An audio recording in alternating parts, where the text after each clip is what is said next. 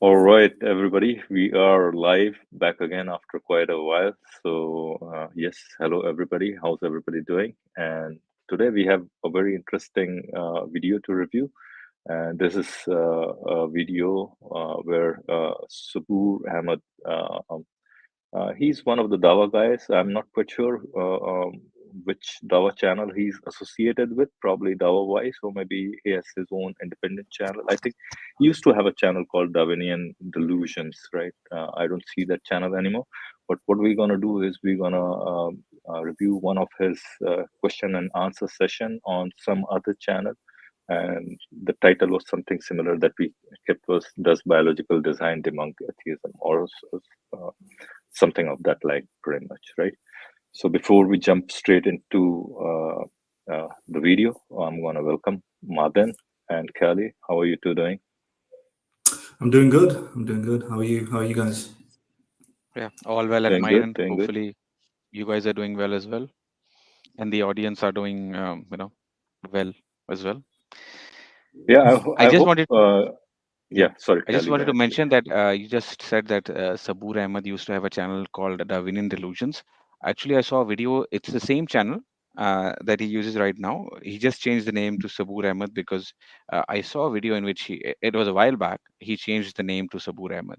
It's the same channel. He mentioned it in a video of his as well. I saw it.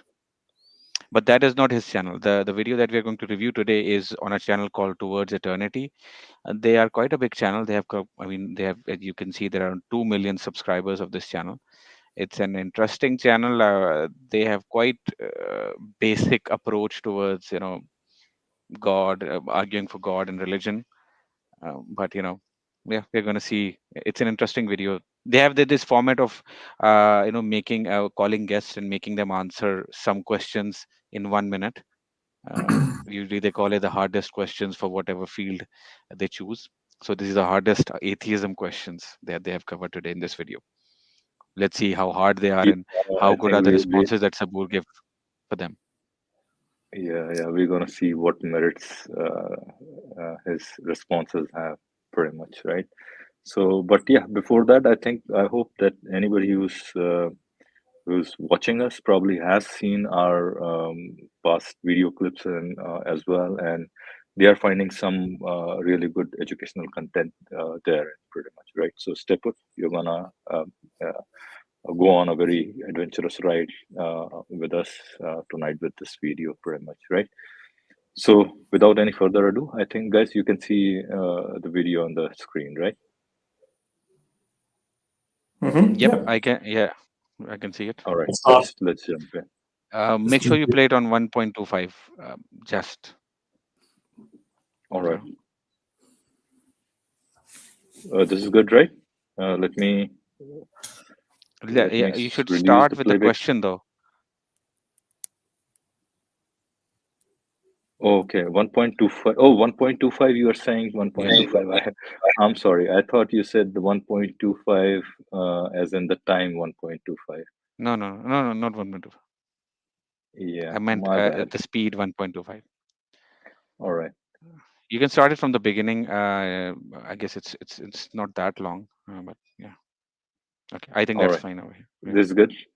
All right. yeah, that should be good. Let's go. Subboor Ahmed, welcome to our cross-examination concept. We're going to be asking you questions regarding atheism. You have 60 seconds for every question. Shall we begin? Yeah.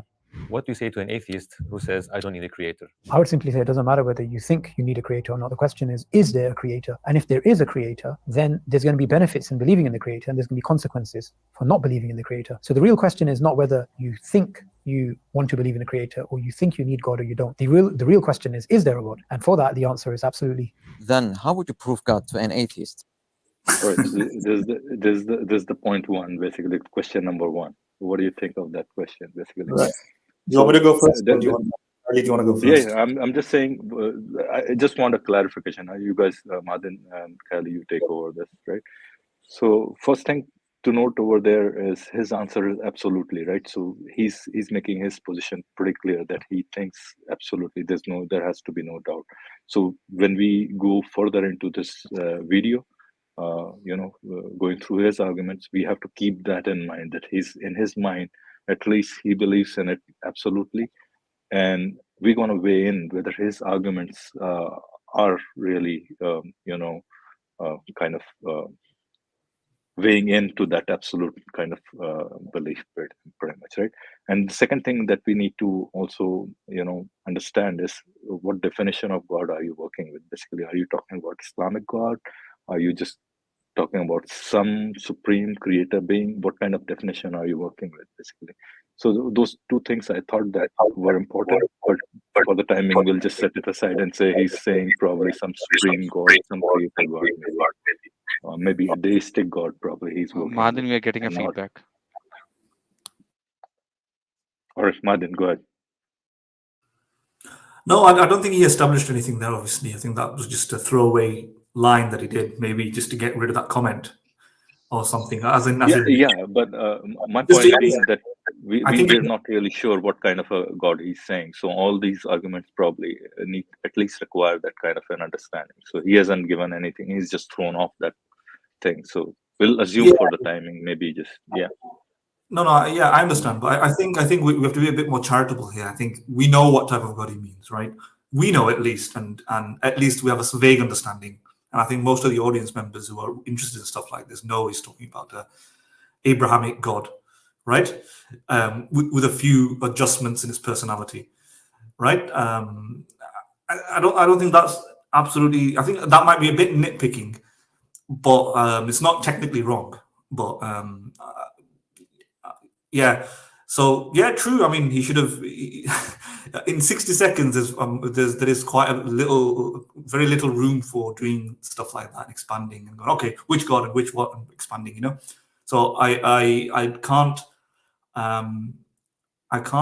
really poke into that too much and think, oh look, he should have defined God or something like that. Having said that, I think he was just using that first 60 seconds just to say there is a God. Maybe he had an understanding what the following subsequent questions would be, right? And the subsequent question, it seems as if I look at the caption right now, so then how would you go prove a God? And because he knows this, I think that's why he answered like that. Because otherwise, I was thinking at the beginning, when he said, it doesn't matter what you think is God. The question is, there is a God, or if there is a God, this. Well, obviously, when the atheist says, I don't think there is a God, he's saying he believes for whatever reason there isn't a God, or there isn't any good evidence of a God. And then Suboor is in response saying, it doesn't matter what you think, it matters whether, well, but of course. Of course, if you have evidence for God, then he'd think differently. But by him saying that I don't think there is a God, he might be saying that he doesn't think there's good evidence for God. So it's like talking past each other. He's saying there is evidence. So basically, I think that first 60 seconds. Madin, just to point out, the question was, I don't need God. That is what the question was. So people who say, I don't need God. And he responded by saying that, well, it doesn't matter whether you need God or not. It depends. What matters is whether God exists or not. Yeah, that might be me misremembering exactly what was said, because I probably just misheard it. Then I think I thought he said this, and I don't think there is a God. Is it? Was it? I don't need. I think the question asked was whether you need a God or not. Oh, okay. I don't need a God. That's what atheists say, basically.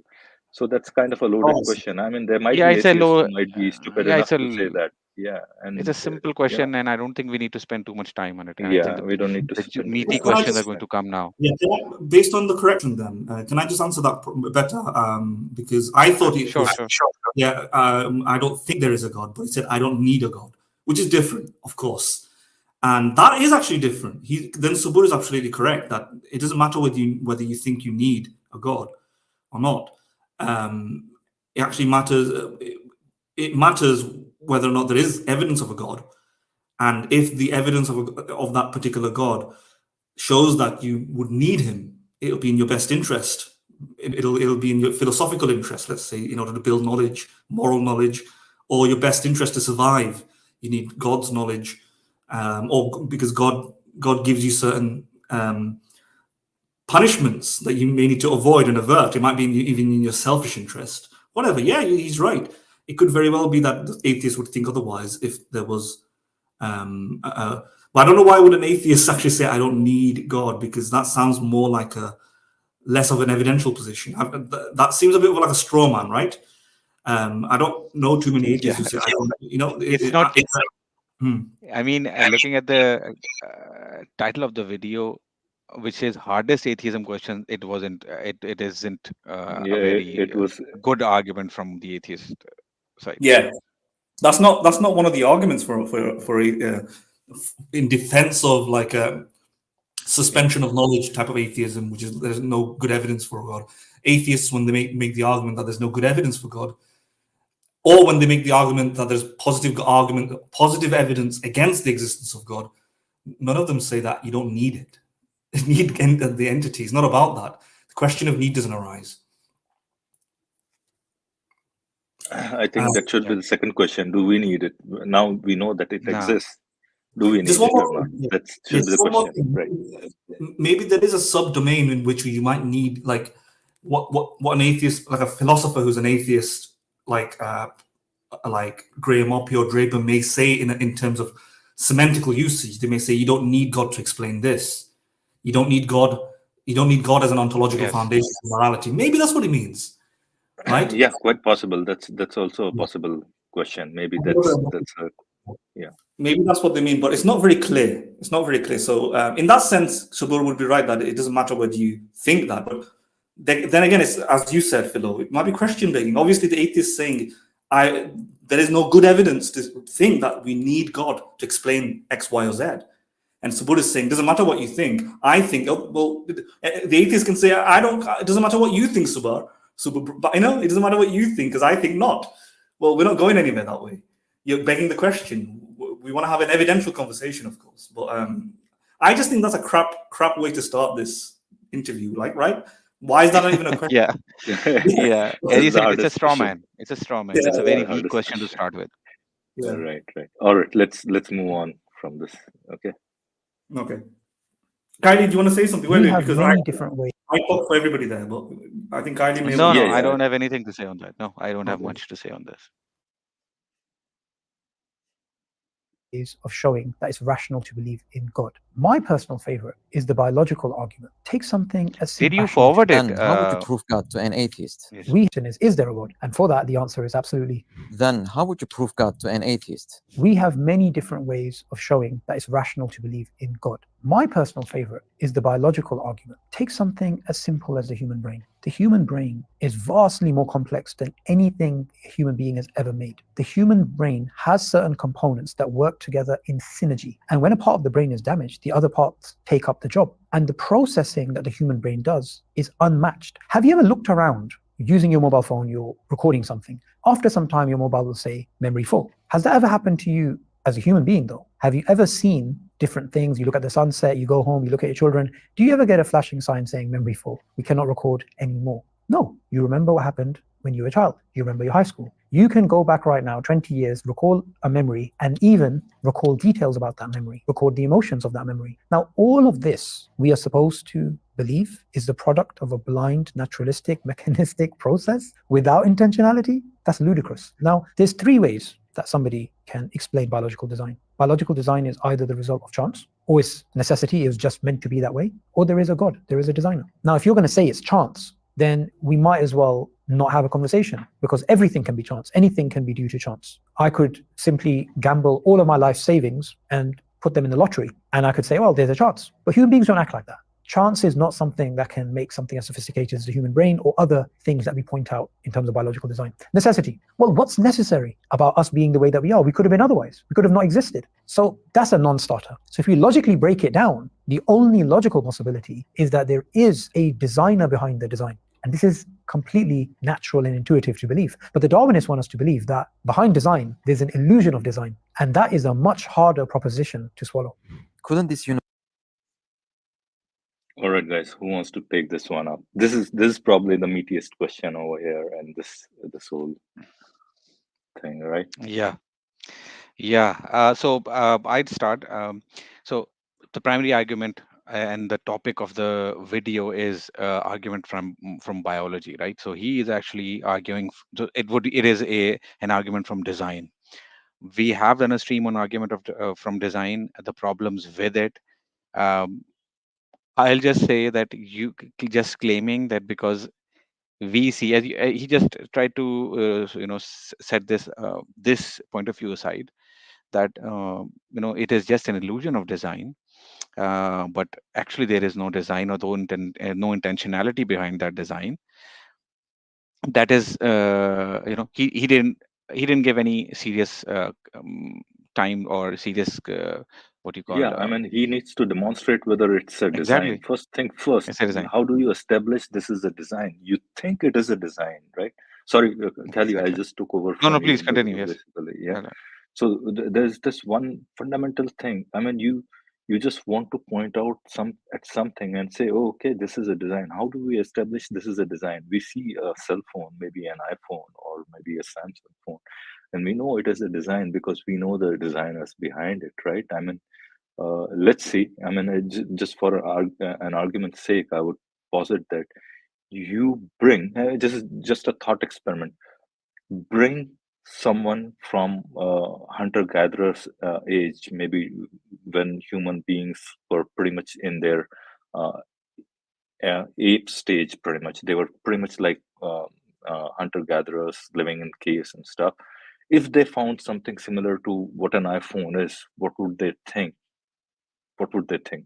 It would be really hard to say that they would think it is a design. I mean, just if they haven't worked with metals, if they haven't worked with any kind of a design and stuff like that, that would be pretty hard. So this claim that this is a design is a pretty lofty claim that needs And some and I'll substantiation, pretty much. Yeah. I'll try to demonstrate with one example, which I've often seen theists giving to prove that everything is design and there must be a designer behind it. So, for example, they'll point out, oh, look at this table, look at this mobile phone, look at all these man-made things, and whenever you look at them, you would have a certain, with certainty you could say that there was a designer, this was designed by a human. And therefore, now when you look at trees, there would also be a design, there must also be a designer. Why wouldn't you use that logic over there? Now the problem lies with that formulation of that question. Why did you just point out at things which you know are generally made by humans, and then based on that you try to infer that now everything should have a design? Why haven't you ever looked at a tree and say, okay, maybe this was designed by a human? Okay, or maybe a mountain, and say, okay, maybe this was Or designed by rock a or human. something like that. Yeah. Exactly. Yeah. Why didn't you say that? Because you know that that is not something that we humans by experience are aware that is something that humans actually design or create. Can I just interject though? I Yes. might disagree a little bit there. So I Mhm. think the purpose of the watchmaker analogy Mhm. is acknowledging the fact that we don't see a designer for the mountain or the tree. We don't see a designer, but we make an inference, right, from existing samples of designers and manufacturers with designed and manufactured objects. So the purpose of the analogy isn't saying what Kylie is saying is that why don't we point to the tree, but we're trying to explain the tree, right? We're trying to explain the mountain. We're trying to explain, or I'm today's rains, or cellular yeah. and No, stuff. no. But back in the day, So there so were animals and so so on. We're what? trying to explain. So my point, No, no. Okay, yeah, sorry. just one Please. minute. Yeah, the whole point is to use it's just basic induction. It's saying that these objects have design and designers, and they tend to follow these effects, which are the objects, tend to come from certain causes. Those causes tend to be creators. So intricacy and complexity that we see of the watch tends to be preceded by a manufacturer that makes it, right? So what about the complexity and intricacy in nature? That's also complex or intricate. Therefore, that's the kind of form that they would put it. Therefore, that one also has a antecedent, which is a creator or designer. That way, yeah, go on. Yeah. I mean, that's fair enough. That Martin, I think watchmaker what argument, Kelly's trying to say yeah. here, I am trying to what Kelly's trying to say is that why don't you look at the tree and think that this could also have been designed by a human? Basically, this is kind of the I'm analogy he's actually, trying to give. and why I said that Yeah. is because this is how I have seen many theists present this argument. Now, I'm not exactly, arguing against that watchmaker analogy or watchmaker argument, or argument from general in design. Right now I'm just arguing against the specific way that this argument is presented. That how do you know that a mobile phone is designed? So these people give examples of human-made things only. Generally, if you look at their argument, most of them. I'm not talking about the general watchmaker argument that you're talking about. Of course, there's a different way, because in that, complexity is the argument. Yeah. I'm No, depends. So so I'm depends. just Depends what you were meaning. So if you just, I thought what you meant was why didn't people start off by looking at the tree in the first place and just think straight away that came from design? Why did they have to motivate the analogy from the watch and then explain the tree? If that's the thing, then no, that what I said might be correct. If what you mean is from the watch, then we deduce from the watch. We know watches come from creators. Then we find something similar to a watch in terms of its complexity, and then tree. And since we know from the watch that it comes from humans, why didn't they conclude that the tree came from a human? I think that's fine. Yeah, they should. And I'm just arguing against that specific way that argument is presented. Yeah, I've seen many theists present it that way, and that is a problem with that way of presenting it. Yeah, David Hume makes this. That's, if you remember, we did a stream on design argument. Me and Philo. I think you were not in it. Right. These 2 episodes. That's what Hume does. He says he apply the analogy consistently. Is that what you mean, Kylie? Consistent analogy application. You could say that, but I'm just because I cannot exactly recall what it meant when he said consistent analogy. Because I think what he meant by that in one way was, if we should apply everything that we infer from that design. For example, generally there are more than one people designing a thing. Therefore, now consistently applying that, we should also assume that this was designed by more than one intentional beings. So I'm not arguing for that right now. What I'm saying is, there's a very simplistic way that the many theists try to present this argument. They don't point out complexity as a base. They appeal to the intuition. So Mahadan, there's a feedback. So they try to appeal to our intuition, which we have by looking at things which we generally are aware of as human creation or human design. And they say that when you look at this thing, you immediately assume that this must have been created by a human. And this means that that this is designed. And therefore, now, why don't you assume the same when you look at a tree? And I think just in that analogy, on the way that they are presenting it, this way of presentation, I think there's a problem with that. Now, in general, if you just it's about the prior knowledge. They always kind of trying to, not the complexity. We are not talking about the complexity here. Yeah, we are only talking exactly. about the prior knowledge. All the examples are based on certain kind of prior knowledge that humans build certain things, and that's the kind of that's why I think, Kelly, you're bringing this analogy. Right. This is different from the William Paley's exactly. The stronger version, I would say that's more a stronger version. I think now we can probably approach that the argument from complexity. Yes. Well, yeah, I think so some of the watchmaker arguments do motivate it like that. When you see a watch, you immediately, almost through intuition, know it came from a creator or something like that, or you know a person made it or something like that. Yes. Yeah, you could say that some of them formulations are like that, but I think the more complex ones are more like yes, a more robust argument is from complexity. Yeah, we know this from our background knowledge. And then they make an extrapolation, an inference that, given our background knowledge tells you that complex objects come from creators like watches, here's another complex object. It's not a watch, but where else can it come from other than another creator? So it's an inference, and it's an argument through analogy. And they can, a proponent of this argument can concede that, yeah, we've not seen any, unlike the watches, we've not experienced creators make mountains, but that's the whole point. We're trying to explain the mountain. We don't need to see an observation of that. although that could be a weakness. Somebody could say that's a weakness. We need more observation. Because my way to tackle that in the rudimentary form, these are rudimentary design arguments in my view, in the sense that they're quite outdated and nobody uses them anymore in this sense. Not, intelligent design is probably the most up-to-date one, up-to-date set of kind of the intelligent design community, I should say, design arguments and fine-tuning and stuff like that.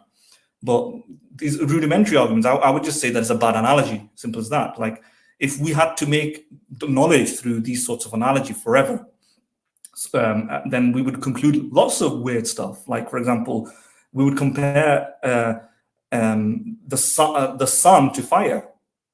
We'll conclude that the sun is made out of fire. We would say, well, the sun shares many properties with fire. The fire is made up of X, Y, Z. Therefore, the sun is made up of X, Y, Z as well. Well, there are big differences between sun and fire. It's not even fire. It's not even fire. Exactly. It's thermonuclear, and it's not dependent upon oxygen. It's a reaction. Yeah. And so, and you can think of millions of things like that. You can say like chickens are birds, but all birds fly, and therefore chickens have to fly. Well, in fact, so the actual stronger inductive principle is that, in fact, this sort of analogy making is weak when we apply it across many different. When we've seen it through the history of humanity, where we've constantly acquired new knowledge to realize that there's too many dissimilarities between certain objects, and therefore they're not one and the same thing. Like, even though chickens have feathers, that don't mean that they are flyable birds, right? And you may have assumed that by looking at it. But what it tells us is not that at some primitive time in human history, it would have been the unjustified thing to do when you looked at a chicken and think it could fly.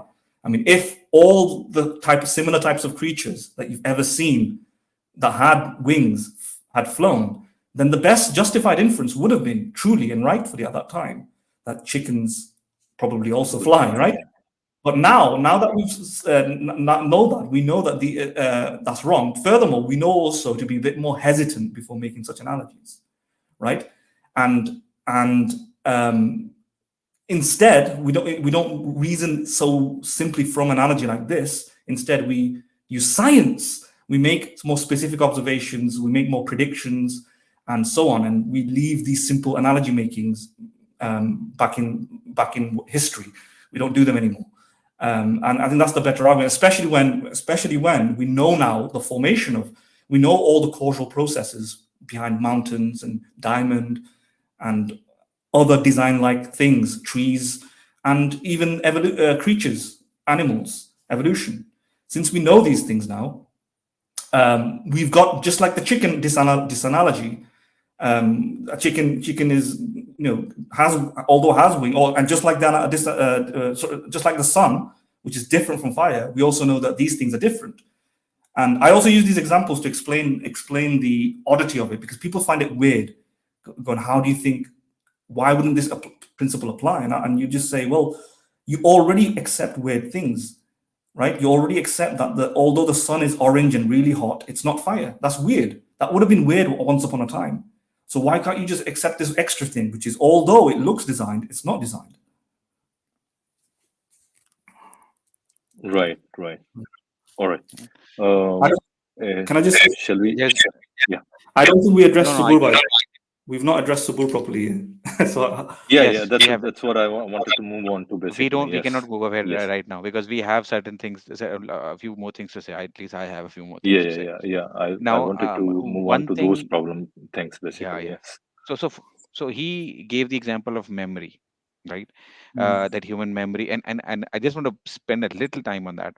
He presented this. He said that we don't ever get a message that from our brain that memory full. Yes, we don't get that message, but our brain throws away a lot of stuff. We are not able to recall almost a majority of what we actually experience. Our brain filters out a lot of stuff. We forget a lot of stuff. So the only thing is that we just don't get that message, or even we do get that when we try to recall something, when we are not able to recall it. That is what probably that is your brain telling you that, well, probably my brain didn't memory was full, or it wasn't that important. Then we feedback. also have, We are getting feedback. yeah, Madan. Then of course he would brush aside any kind of diseases that humans suffer, which relate to memory, because he would say that those are just tests. But once again, those are some designs. Those are some problems in our design that that are there. So we don't recall everything from our childhood memory. In fact, the early childhood memories are not there with us at all. So Suboor claiming that our memory is, at least he tried to imply that somehow it's way better than a computer's memory. I think there is no, it's not a claim that he's able to substantiate. Mm-hmm. Can I, Philo, do you want to say something before I talk? Because I want to address his core and central argument in Go structured ahead, form. Do you want to say something? Sorry, because I can end up. Do you want to? No, go ahead. Go ahead. Are you sure? Sure. 100%. I'm joking. Okay, so what I was going to say. So his argument was, if I can recall it, because we went on a bit of a deep dive right at the beginning, talking about design and watchmakers and so on. His argument was that what was it now? It's either necessity, chance, or design, right? And for now, I can accept that's a true trichotomy. Yeah, a true. Yeah. For now, I think you can take that. I was gonna contest that basically. I was gonna exactly contest that trichotomy basically. Yeah, but because go ahead. chance and design are not mutually. Sorry, chance and necessity are not necessarily mutually exclusive, depending on how you define these things. And design and necessity is also not mutually exclusive. Design and chance might be. Well, whatever the case, it doesn't matter. What I would say is that in respect to the idea that you have all these, he uses the one complex or intricate object, which is our brains, saying that these are highly developed, highly complex, highly sophisticated, highly functional, much more superior than standard memory systems, and so on. And how could this just come about by chance through random processes? Well, he gives the example: chance is not possible. It doesn't explain anything. How could you even refer to chance? Because then he comes out with a very weak point, which is that I could just say I can win the lottery in chance, but I can't. Again, this is disputable. People win the lottery all the time by chance. So what the heck is he talking about? What he's trying to say. He tried to brush that point aside. I mean, in a very weak way. He should have actually argued against it. He gave no argument against it. So what he's trying to say that although you can appeal to chance, it's unlikely. I think that is what the charitable way to take it. He's saying, well, I could say I can win the lottery, but I won't. That's not a serious argument. What he's ignoring is that, of course, if he said he's going to win the lottery, we would think that's unlikely. But that's not the odds for the evolution of the brain. So we're not talking about 1 in 60 million chance on Tuesday that you're going to win. That's not analogous to the evolution of the brain, right? Yes, indeed, if something had to happen in 1 in 6 million chance for you, Suboor, to win the lottery, I'm going to say, Suboor, you are highly unlikely to win the lottery today. But what's the likelihood of anyone winning the lottery on Tuesday? Let's say if many people are playing, pretty high. Yeah, any one person winning the lottery, not a specific. Or what if you say that Suboor, you play this lottery for 10,000 days straight? What are your likelihood of winning the lottery? Yeah. Something of that like, and then your analogy makes a little bit more sense. It's more closer to or just something like a complex system, like a brain could arise out of one more thing that I wanted to clarify, Maden, over here. In what sense is he talking about that complexity? And is it calculations? Okay, or is it memory and all those? Callie already said that memory is kind of, it's not that you retain all of your full memory. It's not like your 1 terabyte memory stick that you can retrieve, dot by dot, and for T you can retrieve all the information. Your brain processes keep erasing your older memories to create space for new memories, basically.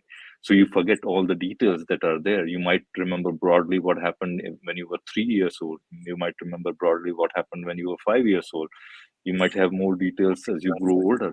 but then certain of your memories You are even have gone. false The memories. street you passed through, and then whether there was a street lamp or not, or all those indiscriminate details that you probably remembered at one time would be slowly erased from your memory.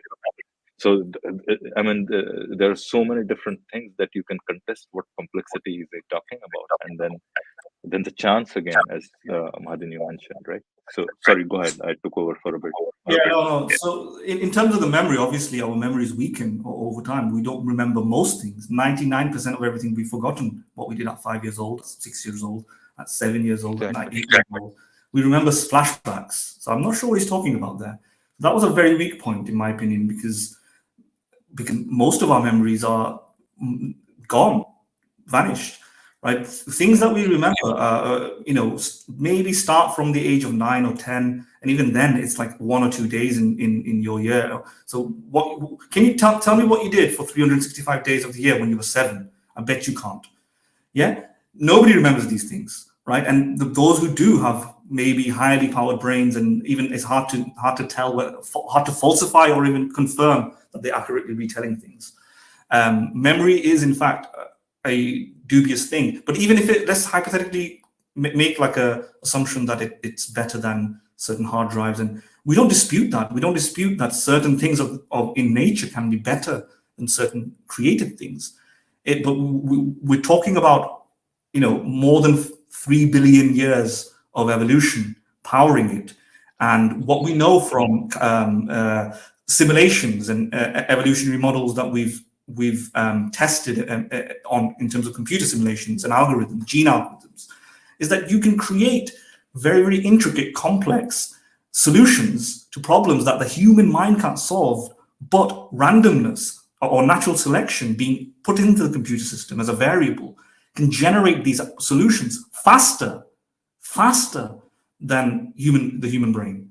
So clearly, what this shows is that, in fact, the chance, insofar we want to call natural selection chance, is indeed a sculptor, a creator, through a long periods of time, through multiple trial and error events, by selecting the positive, advantageous children, let's say, inherit the descendants, and discarding those that are disadvantageous. And eventually it creates certain very, very technical things that are, when we speculate whether there's a high probability or low probability for it to happen, we would intuitively think that's too unlikely to occur. But as even Richard Dawkins showed it with Me Thinks It Is Weasel computer program, where even a simple sentence like "Me thinks it is weasel," processing this on a computer by randomly shuffling letters would exceed the time frame of the universe. Indeed, that would be highly unlikely. If the universe was infinite, it will still be accomplished. But assuming that the universe goes back to 13 point whatever years, it will exceed the time frame within the universe. However, if natural selection is added into the variable, it acts as a probability sleeve. In other words, it facilitates or increases the likelihood of these for these sentences to form through randomness by selecting the copies which are close to Me Thinks It Is Weasel and discarding the copies which deviates away from Me Thinks It Is Weasel. Slowly it forms M, slowly it forms E, slowly it forms T, and eventually it writes Me Thinks It Is Weasel. And it can do this within a day, and even better programs today, they can write entire books and so on, and within a week you can do many things or something like that. Because these things I think were the original programs were in the 70s, 60s, 50s, or something like that. So today's versions are, but the point is, natural selection actually makes something more likely by reducing its probability to make so it's not a very high, by increasing its probability, I should say, so it's not very unlikely. Exactly. And this is often this is often actually this point I've seen of people often missing it. People who argue even against evolution, they don't understand this. It's not just random chance. It's not like a molecule of protein occurring in nature has a chance, you can calculate the chance of its occurring by just calculating the probability of each of those The raw atoms occurring probabilities, at the right? same time, and attaching in that specific way. It's not how you calculate the probabilities in nature. There are certain tendencies in nature that you have to account for, and of course you cannot account for that in a probabilistic way, because those tendencies will lead, or will result in higher probabilities of of specific and certain phenomena than other. And that is this point is often ignored or misunderstood by theists I've seen. Yeah. I'll try to give you an analogy, if, and I'm not sure if it's a good analogy, but I think just to explain, um, if people have seen how a snowflake is. So, Philo, if you could maybe bring up, on your page, Sure, the sure. I'll structure of a show. snowflake. Keep Yeah, going. Yeah, yeah. I'll bring up. So a snowflake often has six or even more almost identical hands, or what you call sides.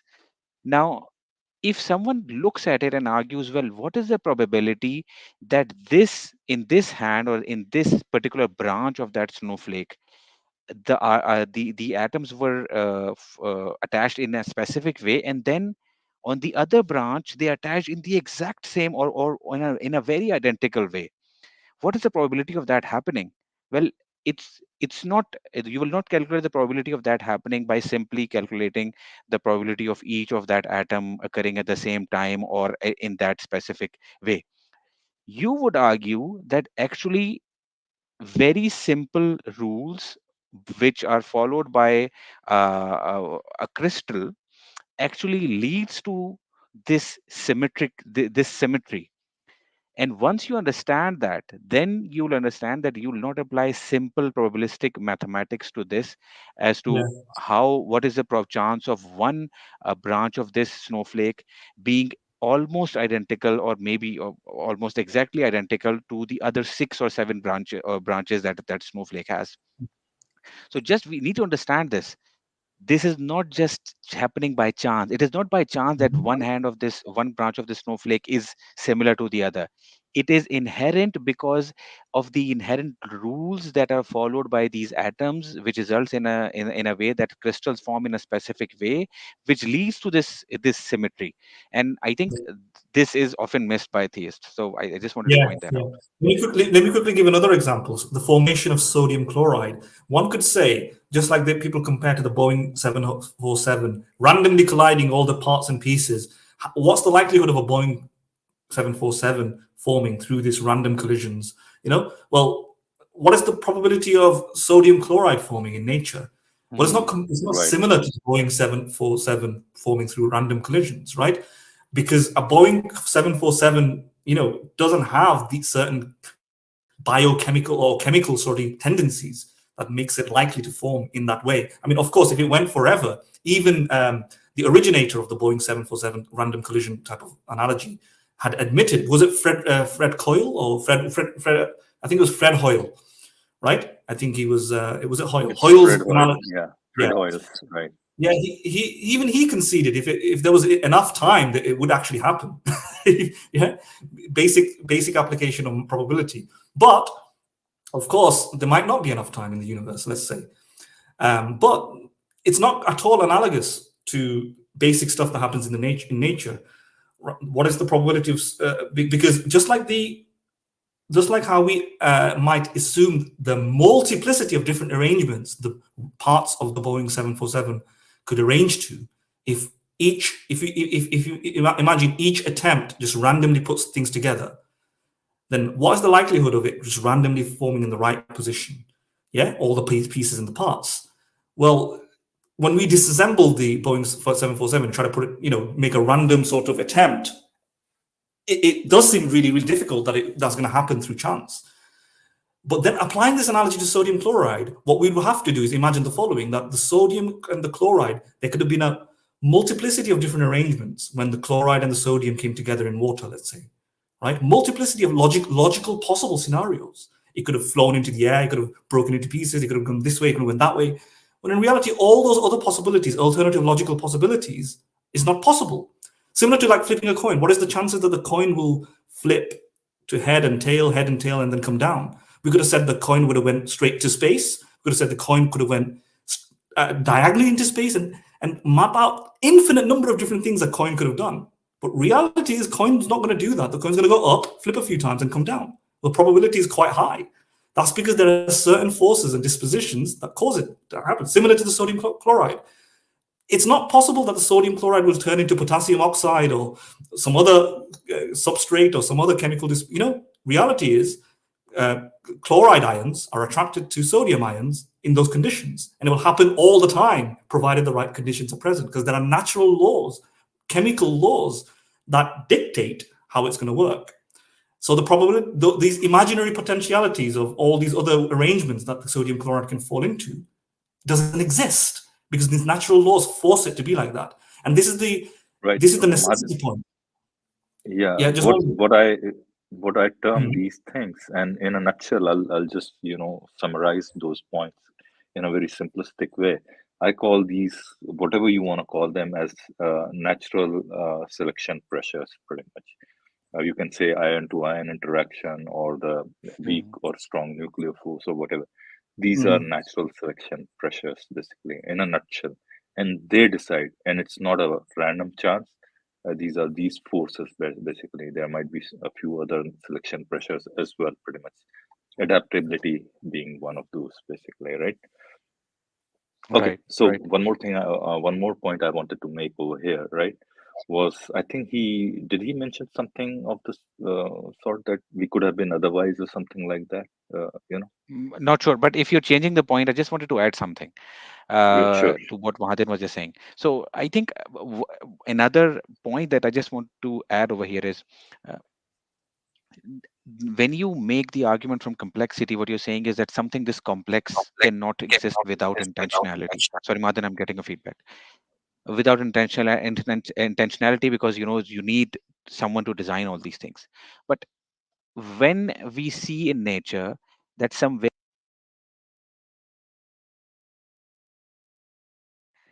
yeah, sorry, can you hear me? Yes.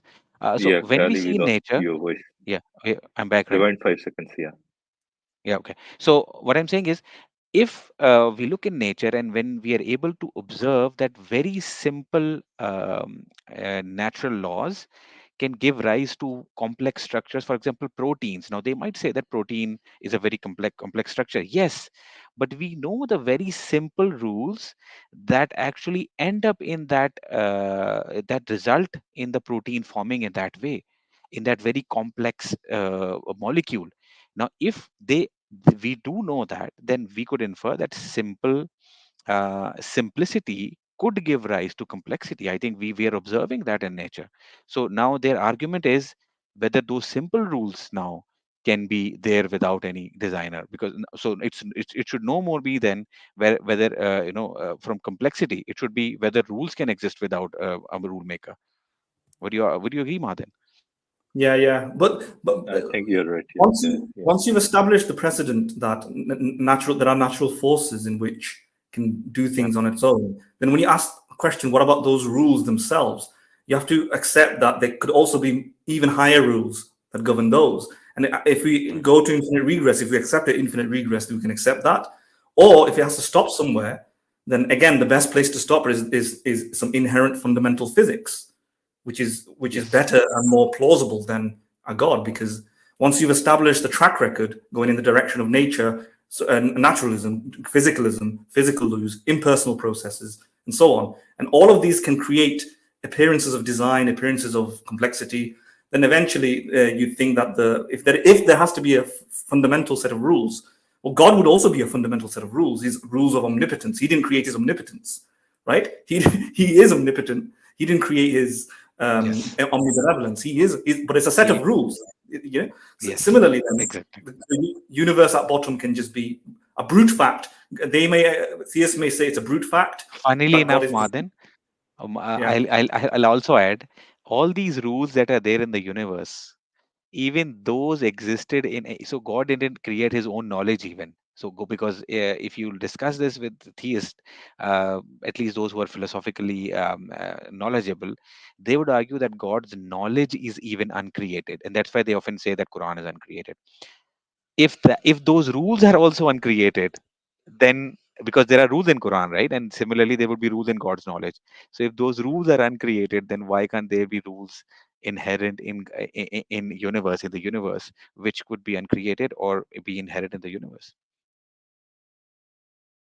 Yeah. Hello, can you hear me?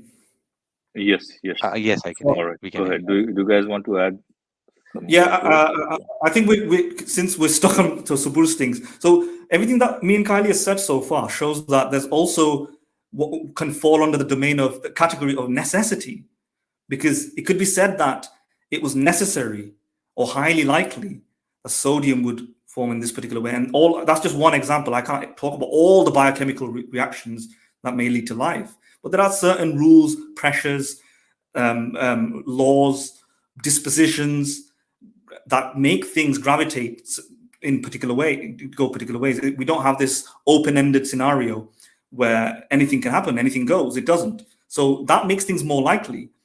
And arguably, you would say that's therefore necessary. Like certain things are necessary. Like we've found out many things are necessary. Like I think the melting or boiling point of water is necessitated by the rules of quantum mechanics. We thought originally that the boiling point, I think it's the boiling or the obviously not the melting point, but I think it's water in its liquid form. That we thought the boiling point could have been any other value or something like that, and therefore it could have been water could have been any other way, and therefore water is fine-tuned in the sense that it could have taken multiple other states. It could have taken any value on the boiling point chart, right? In reality, it couldn't. Quantum mechanics, I don't know the exact science, but we know that quantum mechanics constrains things, and water couldn't have had any other value, boiling point value. That it had the boiling point of water, that temperature that it boils at, is determined and therefore necessary in some sense. So and this is just one example. The history of science is littered with these sort of examples that we originally thought was subject to the problem of fine-tuning, in the sense it's open-ended. So the probability values seem to be unlikely. But in reality, it's actually necessary or highly likely, which means there are certain rules and dispositions that makes it highly likely. This set of precedents also establish another track record of there being this consistent need to try and find a fine-tuning problem, but then resolving that fine-tuning problem thanks to newly discovered laws, newly discovered facts. Therefore, the idea is the probability that one of the categories that Suboor has provided, which is necessity, is higher than design, right? Because science is filled with situations where we've discovered that certain things were just necessary. So it could very well be that the probability of brain. So let me just apply this I know I'm going on for long. Let me just apply this context of the brain. Yeah, what Suboor has to do is find out the probability distribution of the different ways in which the brain could have taken. He doesn't know that. Furthermore, Suboor has to find out that the evolutionary pressures back in back 2 billion years ago, and then 1 billion years ago, and then 100,000 years ago, and then 20,000.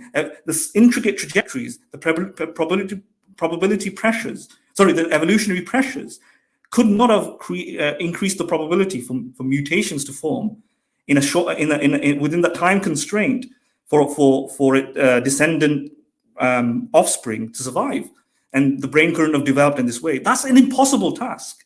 In fact, everyone who's tried to do this was wrong. Every single one. The entire intelligent design community pretty much has failed in that respect, because every time we do this, we actually discover, and evolutionary scientists show this, for example, with the example of the eye is too intricate, too complex to form by natural selection. But we now know that, in fact, as evolutionary biology would say, there's been so much time for the eye to form that it's formed multiple times, right? there's one thing that's been said by Richard Dawkins, I think, and correct me in the comment section if anybody hears that it might take only 300,000 years for eye to develop from the very benign sensory organs on your skin to the complex eye that we see today, basically. So could be as fast as that. And that's why and that's why nature there's evidence that eye has evolved independently in different species several times. Yes. Squid's eye, for example, I think, or a mollusk's eye. Madan, if you'd like to add something onto it, but because I'm going to on a slightly different tangent now. So one point I wanted to cover from.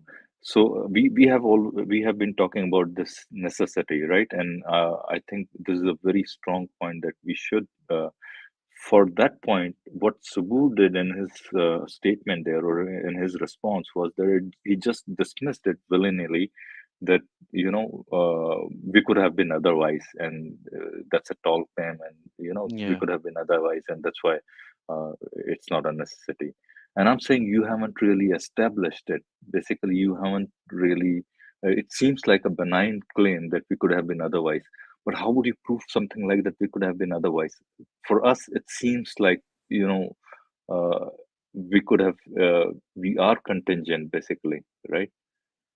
But how would you demonstrate it, pretty much, is the question. And basically, the same rules that we're applying to the very fundamental particles, molecules, and stuff, and the rules, basically, probably are, in my opinion, at least because it hasn't been dismissed, perhaps apply to us as well. And maybe determinism is in fact what is true, basically, because there is nothing to counter it, pretty much. Right.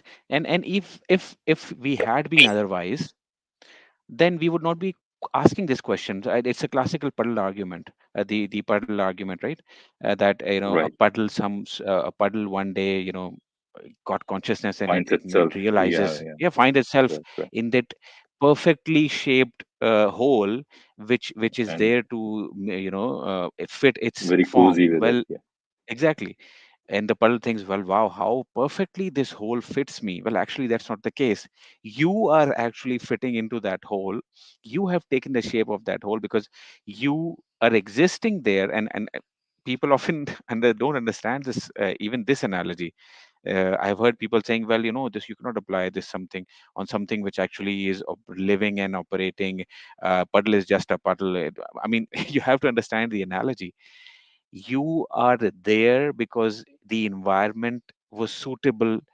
You are in a specific way because the environment was there for you to be in that way, or which actually there was a natural what you call a natural selection pressure for something like this to exist. There was a possibility for something like this to exist. The environment was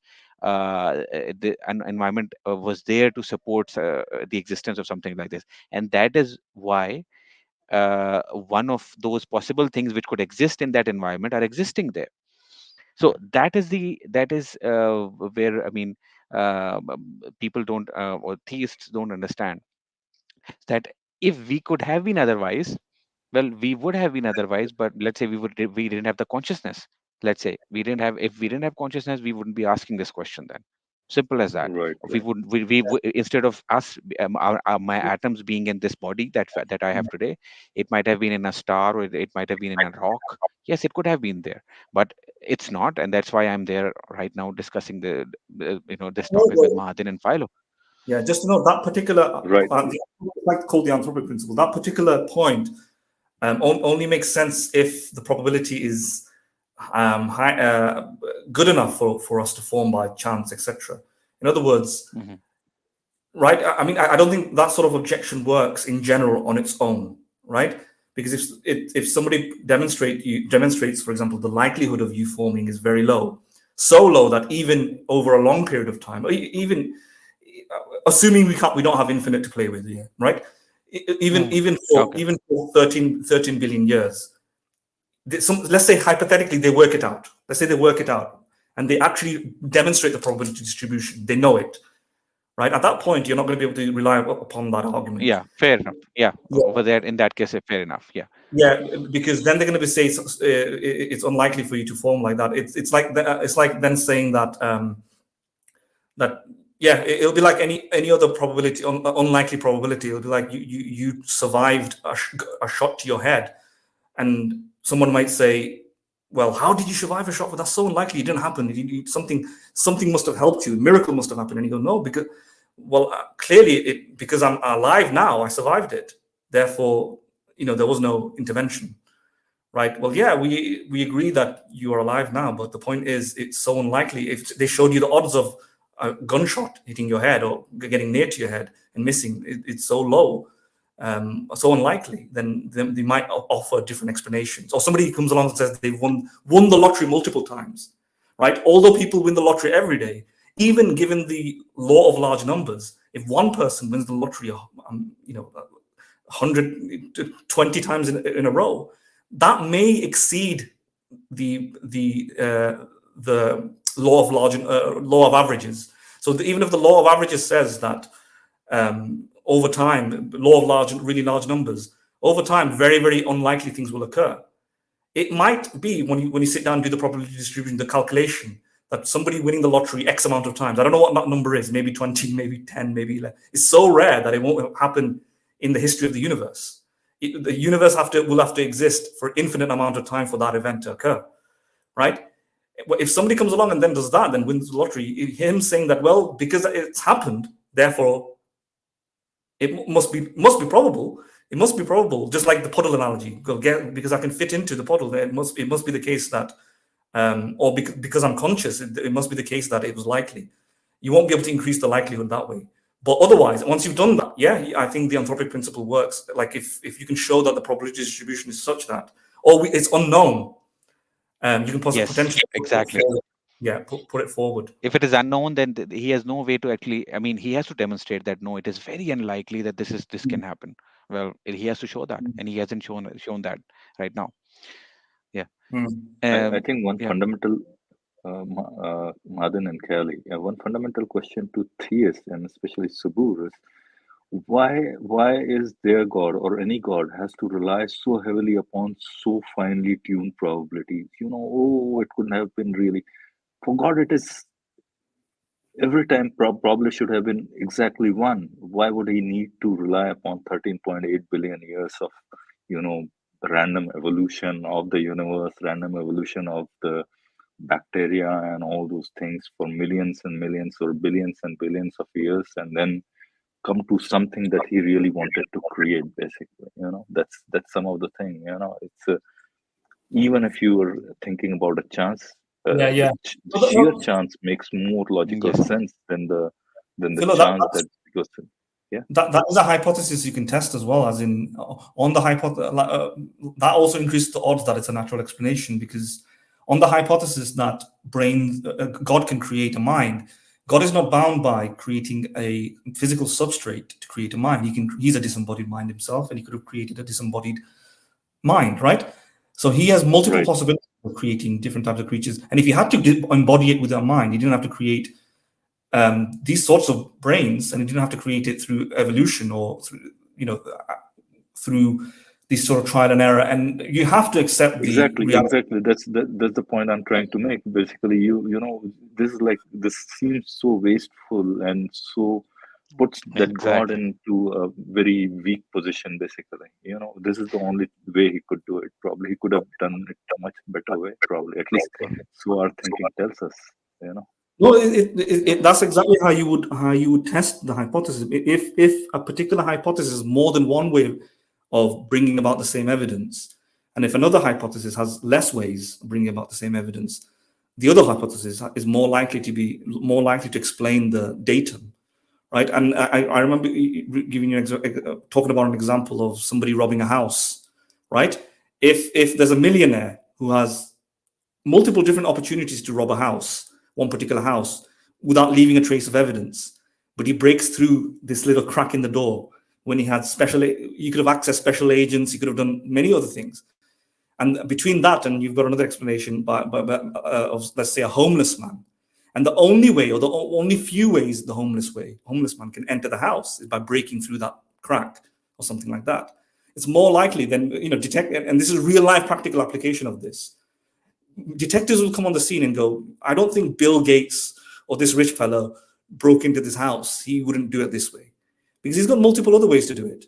Whereas it's more likely to be the work of a common burglar or someone with less skill.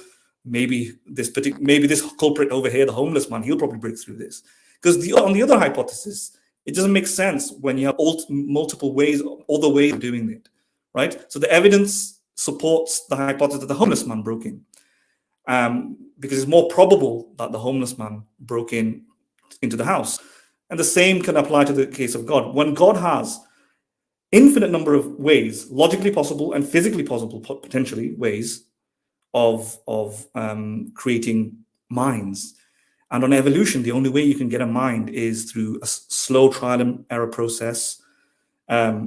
Childbirth, 4 out of 10 births result in death, because the brain has to physically has to exceed the birth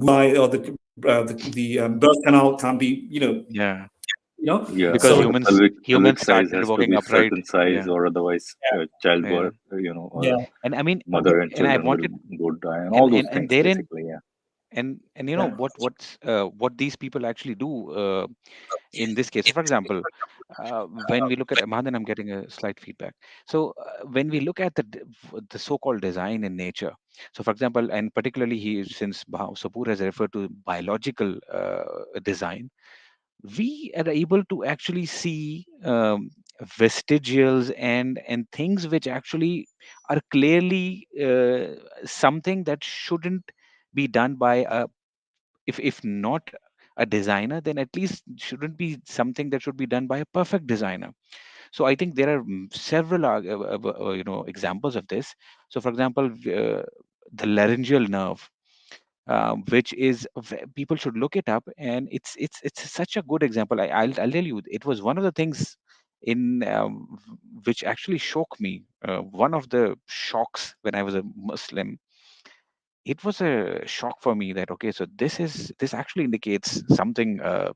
This is a problem, because the design that it has, the problem with laryngeal nerve, the way it is there in our body, and particularly if you see it in a giraffe. There's a video, very popular video of Richard Dawkins showing how wasteful the laryngeal nerve is, and he has shown it in a giraffe where it's so exaggerated for no reason. People should see it. I'll not be able to explain it. Maybe Mahadin or Philo can explain it Yeah, in a the very laryngeal nerve passes yeah, through your heart aorta basically. yeah, So what it does is laryngeal, instead of just passing through your nervous system to your larynx, which correct. is your throat basically. And so what it does is, uh, and it gives credence to the hypothesis that our common ancestry was from fishes, because in Fish, fishes exactly. that distance is very small. And so the laryngeal nerve basically in giraffe, as their necks grew longer and longer, it had to go through the aorta, pass through the aorta, and come back to larynx basically. And so the travel distance is probably about 4 Just meters exactly. in Just imagine that. adult giraffes Yeah, pretty much. yeah. Just So imagine that you seems have like a to. vestige Yeah, basically. So exactly. I mean, just yes, yeah, sure, yes. go ahead.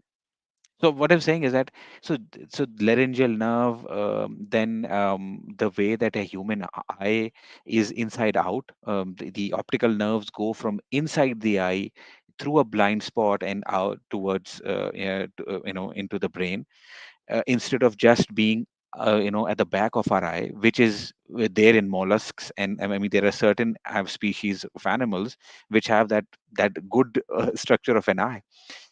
These things clearly indicate that, at least to me, that it is not something that a perfect designer would make. At least he wouldn't design it in this way if there's a perfect designer behind it, or even a good designer. So when the problem is when you point out these flaws, and that showing to demonstrate that actually this doesn't seem designed, that is where they'll suddenly make this claim unfalsifiable. They'll say, well, you don't know the purpose behind it. Maybe there is something good, or maybe there's a purpose behind it that we don't know. Well, if you're going to go that route, then you have forgone the argument from design. But now, because now you have made it unfalsifiable, now it's not obvious to us whether it's designed or not. You could say that I cannot argue definitely that this is not from God, but now you can no more argue from this design that no, there must be a God because there's a design. Well, I am arguing that these designs seem to indicate that these are not from God, and if you're going to go the route, or you're going to choose argue or respond by saying that, well, maybe we don't know the purpose, maybe there is a good this is a good design and we just don't know about it. Well, now it is no more apparent to me or you that this is a good design or not, because we have no way to actually know whether it is a design or not. Right. I think that was your fundamental argument in the first place, that this looks Exactly. like a great design. As soon as you find one flaw and you don't know the reason behind it, you can't call it a design, at least not a good Exactly. design, basically. That's the Well, I think fundamental that's flaw. Now that's you slightly can't have your cake and eat it too, basically. wrong. That's the Yeah, Philip, thing. I wouldn't say that. Yeah. I wouldn't say that would be evidence against the designer, unless you're saying between the. I'm not. I pointed it out. No, this is I'm not not, but saying you that's can't an make that argument against the argument now designer. very I strongly, said basically. now you can no longer make the argument from design. That is all I'm saying. Would you say that's fair? If you're going to use that, Madan, what's happening here is now you have a some flaws in the design that you can't explain, which are clearly flaws in our eyes, right? And now the and then you're question is, appealing to mystery. those are flaws We need to that you speak on think this. are flaws, but you can't Hold on. explain those. Okay, Then hold you on. can't Hold on. consider others as. I understand the point that you're So making. you're What I'm trying to say. basically. You're cherry picking in the sense. That's the question. Not necessarily. It depends how you're developing the design argument. So suppose, let's say we go with the simplest design argument, which is the watchmaker argument, and somebody says that intricate things must have designers, and let's say nobody disputes the analogy, but the reason for other reasons, but the only argument that the atheist presents is what Kylie said. I don't think that would show that the analogy is faulty. Reason being, it's completely perfectly analogous to the watches, in the sense that watches are designed, watches are imperfect, watches have flaws, right? But it still has a designer or a creator. At best, you can't establish that the designer was, and this is what Hume argues, at best you can't establish the designer was a perfect designer or benevolent designer, super benevolent, but it will still be consistent with design, because design doesn't mean perfect design, right? So the objection that if we see imperfect design, therefore it's not design, I don't think that necessarily follows. I think we are claiming a different thing than the design. We are claiming now we are putting a question mark on the design itself, not whether it seems like a. Now we are putting a question whether it is indeed I a agree with design you. or not. No, I agree that on its own. Yes. Go on. No, I wanted to proceed. That is why I started off by saying that it depends what type of design argument that if you're comparing design to the naturalistic hypothesis, then it might be different, in the sense that if you're trying to say that if you're comparing, first of all, if you're comparing an imperfect design hypothesis with a naturalistic hypothesis, it actually might not be that different. It might not demonstrate on its own, that part on its own, that the naturalistic hypothesis has a higher probability of explaining it. It's only when you add all those other ingredients into the natural that, first of all, inductively, these things usually come from evolution. Inductively, impersonal forces. Yes. I agree. What I'm saying is, and then you add, and then you add the imperfect part as well. That this is better explained through evolution. This imperfection is better explained through evolution or naturalistic force versus the actual intelligent designer. Then it works. But in general, the reason I'm clarifying this is because a lot of people misleadingly or in a sloppy way make that objection. I've seen people do it, without explaining it into the detail that we've done, or I've done, or all of us done. Exactly. In the sense that I would see it on pages on the internet, and it'll piss me off, basically. It'll just like somebody will say, look, the eye, it's so intricate, and they'll ignore all of these other arguments. You have to do a bit more work. Even the atheist has to do some work to explain it. Otherwise, I would have just said one thing and went quiet. But here's the eye, and they would just say, well, the eye has faults, therefore it's not designed. Well, I'm sorry, that doesn't establish it's not designed, because it could still be a flawed designer. It could be an imperfect designer. You need to do more work to explain why it's less likely to be a mind or a mentality or a designer to create the eye. That's what I'm trying to say. No, you're right, Madan, and I agree. It's good that you have clarified that to the audience. The argument that I'm making would work once we have presented evolution as a mechanism, as a one possible mechanism, and we are presenting this as as a competing hypothesis to God. And when we present both of these, when we consider both of these hypotheses, and the theist is claiming that this design just means and certainly means that this is actually come from God, right? Therein lies a problem, because now if you're claiming, now when we look at those design in nature and we consider the evolutionary hypothesis, we could see that is what we see in nature is something that that would be the result of an evolution or a blind process. But from the angle, but when we point these things out, now suddenly their argument is that they argue that it's not a flaw, these are not blind processes, maybe there is something designed, maybe we don't know the purpose of it. That now their argument from design, I think that has gone away, because now they're foregoing that argument, and now they're just making this unfalsifiable. Yeah, if you're comparing it to the perfect designer argument versus evolution, then easily evolution would explain it better. If you compare it to and my argument is against the perfect designer. I would agree. My argument is against the perfect designer, because if you say that it could be a flawed design, then an evolution would give you the same result as a flawed designer. Yeah. I mean, I would say, in fact, the evidence of the design in nature, the more evidence that you submit, if the hypothesis was between the two things, which is a flawed designer of any level versus evolution, I wouldn't say that both are indistinguishable, can't explain the evidence.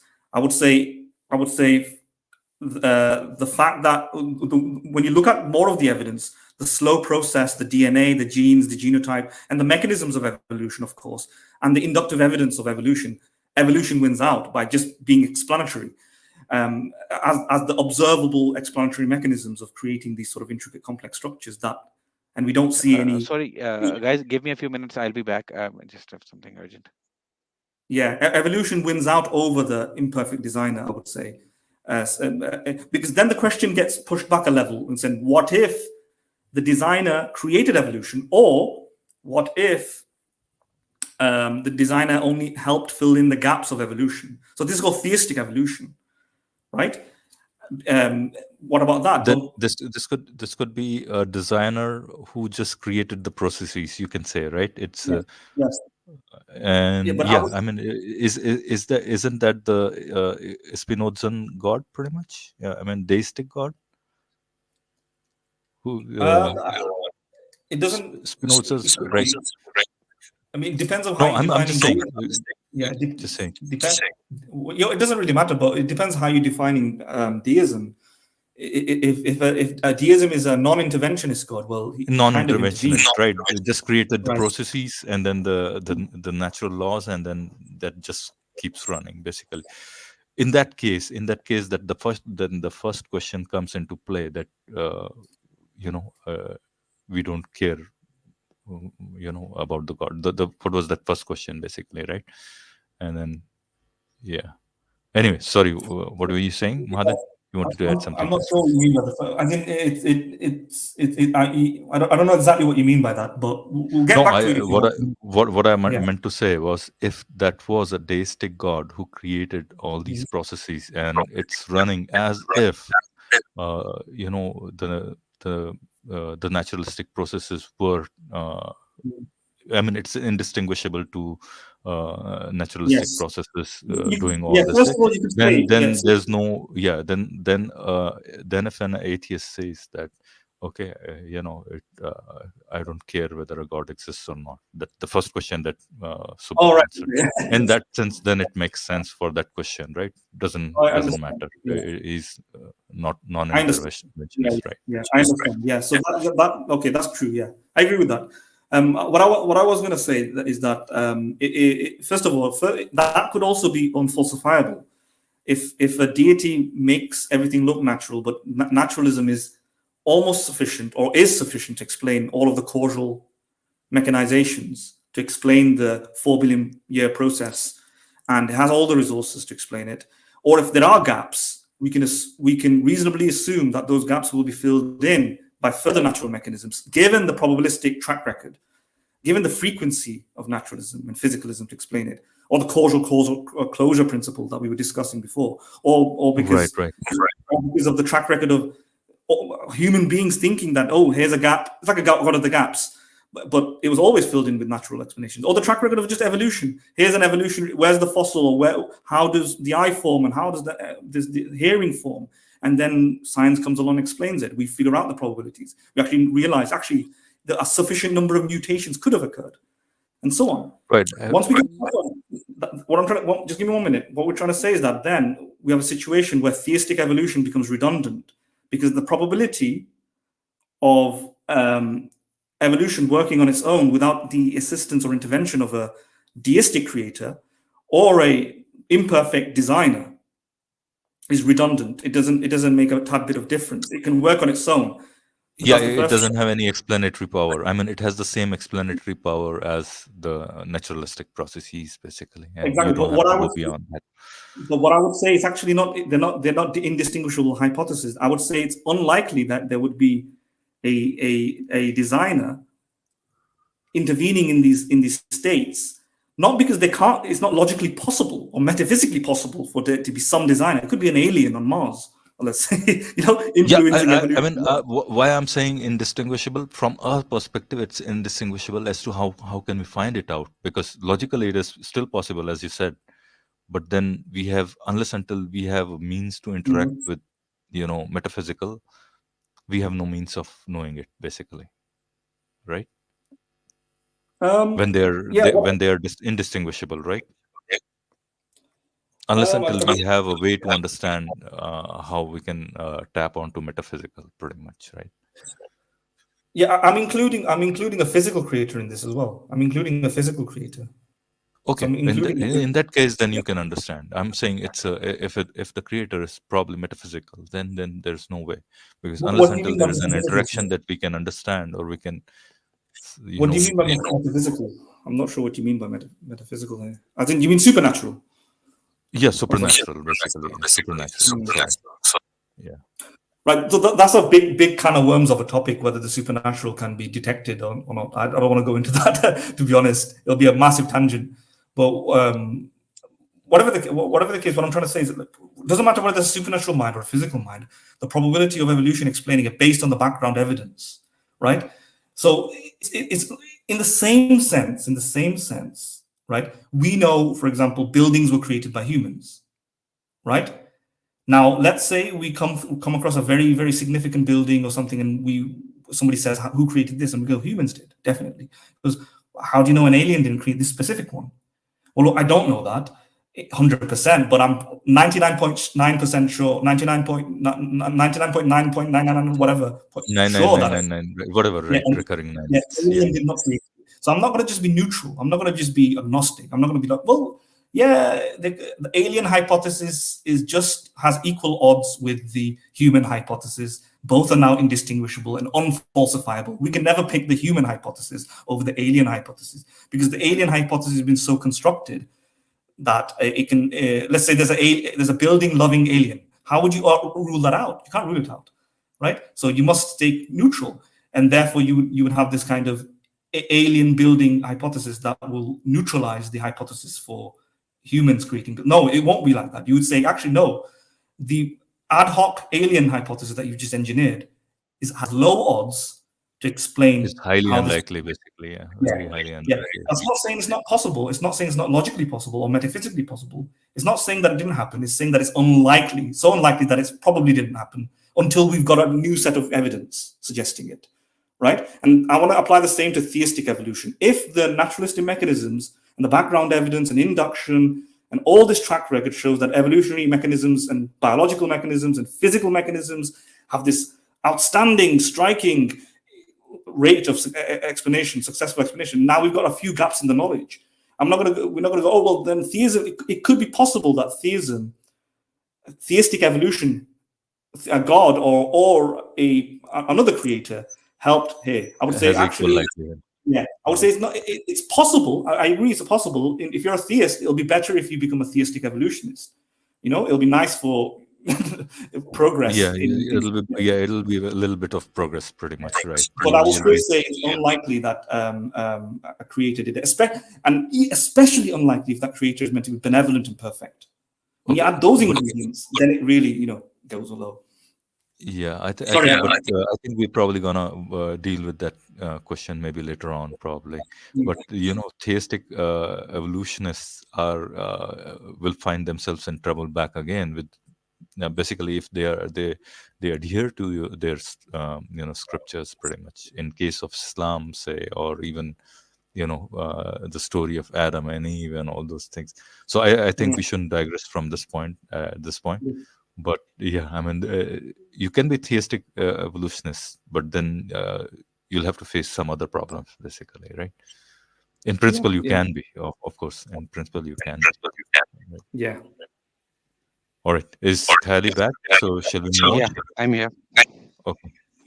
All right. You want to add something to this? I think we rambled on for hour. We have spent an hour on this, because I think this was the primary argument. This was the central argument, right? This was the central argument for the Let me say something in 10 seconds. So everything that we've said increases the odds for the first two options and lowers the odd for the design option. So chance and necessity actually have higher likelihood of explaining the brain process. Yeah. I mean, probabilistically, they are highly likely, right? As compared to the designer argument. And how do you even get the probabilities for the designer, basically? And that's one of the very troubling questions, pretty much, that theists might have to answer. Their probability they derive for the designer basically is like, oh, look at this, but then how do you establish that those probabilities? Especially if you say stuff like Kylie said, appealing to mystery, because then you're saying we don't know the intentions of a creator. But if you don't know the intentions of a creator, how do you know he wants to create? So in order to say that it's very likely that a creator created the eye or the brain is all pretty much assuming the intentions of the creator. So there's another objection that philosophers make, that people who argue against the problem of evil by appealing to mystery has to bite the bullet and accept, for consistency purposes, that when they then apply the same thinking to explain fine-tuning, right, they say that it's highly likely that a creator would finely tune, or they try to explain it bottom up. They look at the design, they look at the fine-tuning problem, and they go, the best inference is a creator.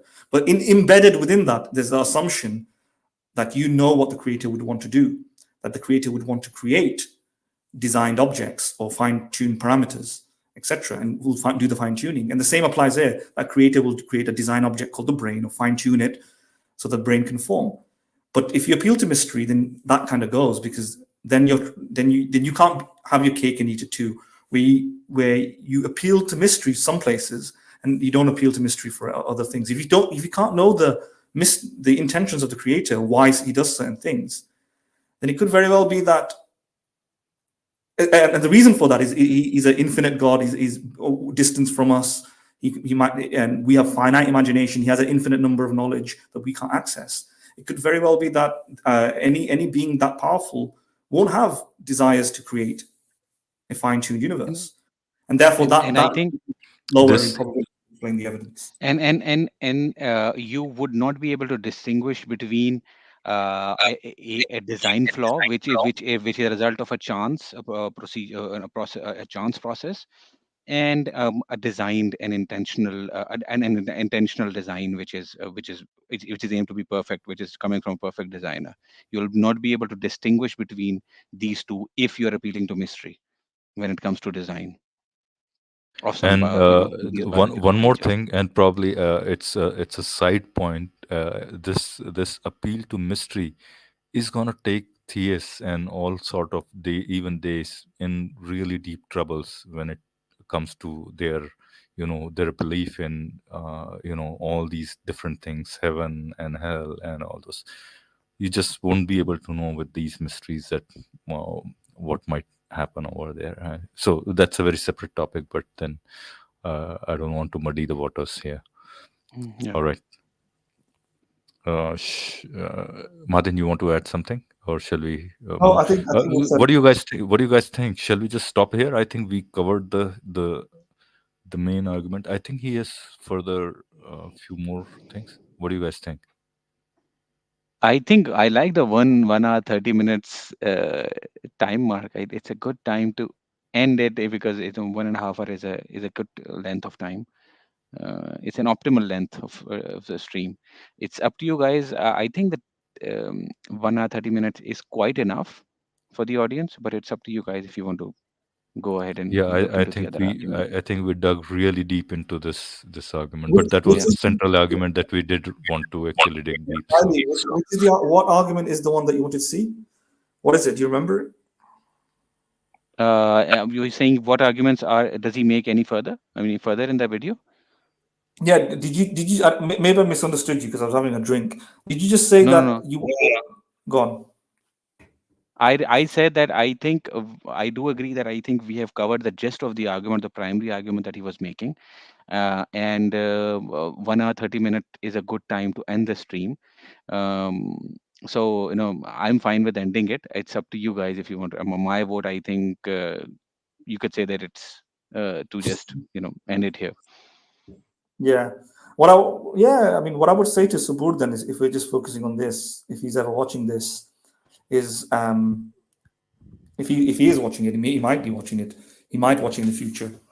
Is that before you make claims like the brain couldn't form through evolution, you have to map out even if it's not all of it, a rough outline of the probability distribution, and you have to take into account of all the laws of biology here. I'm using colloquially. There is no such thing as laws of biology, but just for philosophical purposes, the laws of the mechanisms like selection, mutations, the various different types of mutational forces that increase the likelihood of mutations, and other stuff like gene flow, and even stuff like epigenetics, and other developing and unknown mechanisms that might be in play, and say that none of these things can explain the evolution of the brain. Explain it on a neuron by neuron level, maybe. That first of all, the brain will have to form this many neurons in this amount of time, and this many generations of evolution will have to occur, and the mutations that were required is going to be this number of mutations, and clearly the likelihood of these mutations falling in this in precise pattern is so unlikely that even these basic neurons can't form. That sort of narrative I want to hear. That is how you do it. And every time people have tried to do this, they made mathematical mistakes. They've made miscalculations. They left out knowledge of things that we don't know, stuff like the dispositions and forces that we talked about. Or they simply just didn't know all the evolutionary pressures, because we don't know how evolutionary pressures work necessarily. Different evolutionary pressures increase the probability, even in a small period of time, for selection to occur in a very fast rate. We don't know these distributions. We don't know the variables, and we don't know the events. And you can't do that. So he is stuck here making a case that he can't make even. He's just going on based on an assumption that it's unlikely. But what we have is instead a track record of very many similar arguments in the history of humanity by theists, making it for every other organ. And we've surpassed that, and we've showed that it can actually happen. So what's more likely now? Is Suboor now right? They just moved the buck to a different organ. Now it's the complexity of the brain. Well, I'm sorry. The brain, like every other organ, probably fell in the same pattern, especially when we see that the brain, what is the brain neurons coded by? DNA. And how did DNA get there? Through evolution. All the signs are there. It has vestigial traits. We have a lizard brain. It's too big for the skull, or too big for the birth canal.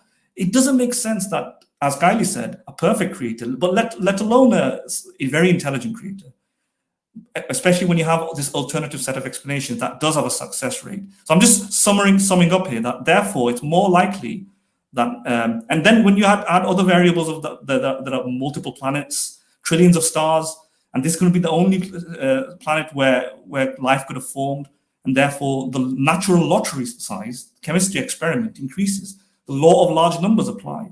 It's like playing the lottery in every planet a million times or something, 60 billion times or something, and then you have trillion planets. Well, the probability increases so much that it's almost inevitable that many unlikely things can happen in this realm. When you add that into the mix, then it seems no longer possible. Then you can easily explain it through either chance or necessity, and therefore the design hypothesis, I think, decreases in probability.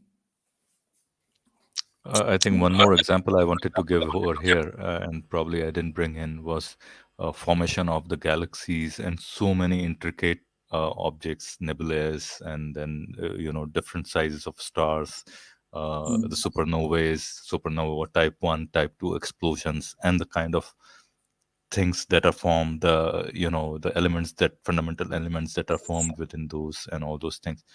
So we can now observe all these phenomena, right? And then they don't seem to be designs. They seem like, so at what point do you say that there is an appearance of design in the system, pretty much? Do you say that it's the DNA, formation of DNA, that kind of seems to you like more of a design, or the brain, because the fundamental unit of brains is brain cells, neurons, but they are also made up of these basic elements, right? So what do you say that where does that you'll have to go all the way up and then prove that all of those things are also designed, pretty much, which seemingly they appear to be random processes, pretty much, in a sense, maybe only guided by selection pressures, probably, or the natural laws, pretty much, right, or the physical laws, pretty much, right? So yeah, I mean, Suboor has a lot to answer over here, right? I mean, he has made a case, but just dismissed chance and necessity. And let's be charitable to him. He had to do it in 60 seconds, and that's the best he can do. But maybe we could pick a better video to address this argument. Maybe maybe he has better answers to these. And if he responds to it, then if there's we can have probably a good what you call conversational exchange, basically, right? Cordial exchange of ideas, maybe, right? If he does respond to our objections, and then we'll see if his objections are valid, or maybe he finds some flaws in our objections, basically. I think no, I was just going to say, I think these questions have been answered so many times that I can't see like this being further disputed. I mean, it's come to a rest. I think like intelligent design has been defeated. They're on a stagnant decline. They're stagnant, or that's it. They're in denial. Yeah, it's been known how all of these arguments work. Doesn't matter how, it's the same methodology, same appeal to designer whenever you think it's unlikely, but they don't take into account of the different odds that you have to take into different variables you have to take into account when you calculate. Right. I think intelligent design is more of like an argument from incredulity, and their science is based on mostly probabilities, basically, and what they think, at least William Dembski and what's his name, Michael Behe. And most of their arguments, they have got these software engineers, data scientists, probability mathematicians who have crunched in probabilities and all those things. But their fundamental argument is there is not enough time for all these things to come about in 13.8 billion years, or how much ever time you have, right? But I mean, anybody who reads their papers, right, will figure out that there are fundamental flaws in their assumptions, basically. And so many assumptions they are taking, just willy-nilly assumptions that these are the, I mean, I just can't go into details about those assumptions right here. But anybody who was interested probably would like to read, maybe I forgot the name of the book by William Dembski. And I think you can also listen to one of his conversations with what's his name, Michael Roos, basically, right? So there is a video, recently uploaded video. If anybody is interested, can listen to that video. All right. So are we done? Are we just shutting the stream here? Yeah. Is there anything else you want to say about what the argument that we've addressed? I'm just trying to think if there's anything else that I want to say. I mean, there were further other questions being asked to him over here, but we have already addressed the central argument, maybe. And yeah, I mean, we already spoke about it at length. So if there's an objection in the comments that somebody poses it to us, maybe even somebody informs it to Suboor and gets the argument, get the arguments against our objections, then yeah, please write it in the comments. What's occurred to me is maybe something else that Graham Oppius said, that any sort of theistic argument can be mirrored by an atheistic argument that explains things based on contingency or necessity or something like that, or chance, Right. Maybe chance and contingency are the same thing, but if I recall correctly, so I think those were three categories that all explanations can fall under, but atheists can also appeal to the same thing. So any theistic argument for the existence of God can be, in the sense that to explain something in nature by appealing to God, that only God can explain it, right, can also be something that the theist can explain through physicalism or naturalism. Sorry, the atheist can explain through physicalism or naturalism by appealing to similar sort of arguments, because most theistic arguments will also explain it based on either chance, contingency, some sort of contingent phenomena, or some necessary phenomena. A necessary explanation, contingent explanation, or something like that. Chance. And the atheist has that as well. So when Suboor may say, for example, you need a designer to create the brain, is the designer might be a necessary cause, let's say, or his designing was maybe necessary. And if that's the case, the atheist can mirror that as well. Maybe there was a necessary variable within the natural universe that allowed that to happen, right? Yeah, the necessary cosmos created necessarily the brain, basically. It could be a necessary natural law, basically, that created the brain. Yes. Yeah, and then you can do the same thing for the rest, or if there's a contingent, then there's a contingent thing. So either a necessary or contingent. So in that sense, the atheist has the same options, but one may argue that on theism, it's better to explain a necessary design. It's more rational to go with a necessary designer than a necessary natural phenomena.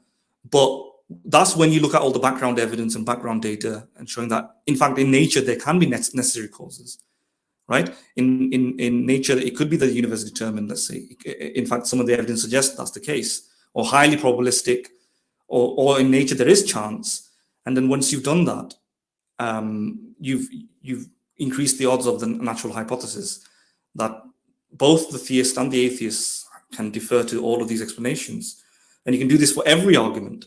So even when you go to the argument beyond design, let's say you go for the argument of a first cause. Well, the first cause is either a necessary cause or is a contingent cause or whatever. But the atheist has, in his arsenal, has the same options, and you can do this. You can do this mirroring for every argument, and explain it that way. Because why should only a theist be able to offer a necessary designed mind or something that necessarily designs something, right? Why can't I agree there. Either parts of the universe or the universe itself have necessary implication, necessary forces, a necessary force or a necessary variable or disposition, or itself is necessary to explain and then they'll have to at least make a case for consciousness is required for that cause. I think that'll take them. Yeah, they want to show that consciousness they'll have to show that basically. Better. Yeah, better. Yeah. But the idea that something can be necessary is both possible for the atheist and the theist. Right. Exactly. Okay, Madan, Cosmic. If Cosmic is there in the comment section, if you want to join, you wrote about probably an hour back or so that you wanted to talk about something. I'll highlight Cosmic's comment. I will join in an hour if his stream is open, but I have a few additions to make on this point about, right? Yeah, sorry, I wanted also I'll respond to reflective journey. So I think if you want, we can take in a minute or two. We can take some interesting comments if you want. Yeah, I'm going to need to go in about 2 minutes. So what I'll just respond to. You might want to do it with Kylie if you want. But what would be the grounding for necessity in naturalism? So this is a very weird thing. Why does there need to be a grounding for necessity? Necessity in itself is self-explanatory, right? It's by definition, it's by definition necessary. Yes, exactly. Yeah. Right, and if you and the same question can be put forward on what would be the grounding of necessity on theism, right? So why is God necessary? A necessary existence, let's say, a necessary existing being. Well, by its necessity of its own nature, it has to exist. It's not a brute fact. It has an explanation in and of itself, right? But there's no difference in thinking there's a mind that is necessary. The psychological disturbance that you might feel in thinking on naturalism that's weird or odd or bizarre, then on theism, it's an illusion, I submit, simply because the parallels and the symmetricality of it is the same, right? How many necessary minds do you know that exists? Give me an example of a necessary mind that you've seen, a necessary mind. What the heck is a necessary? It's just a word game. My point is, since you can posit within a definition of a mind that we've never seen before, or empirically, that it's necessary. If that's the case, then even on naturalism, you have the same sort of parallel. By definition, there is natural phenomena that is necessary. And you can, sorry, you said some more stuff, and the parallel will be sustained that way. So let me just see what's the next comment. But the same explanation is not available if you are doing nothing.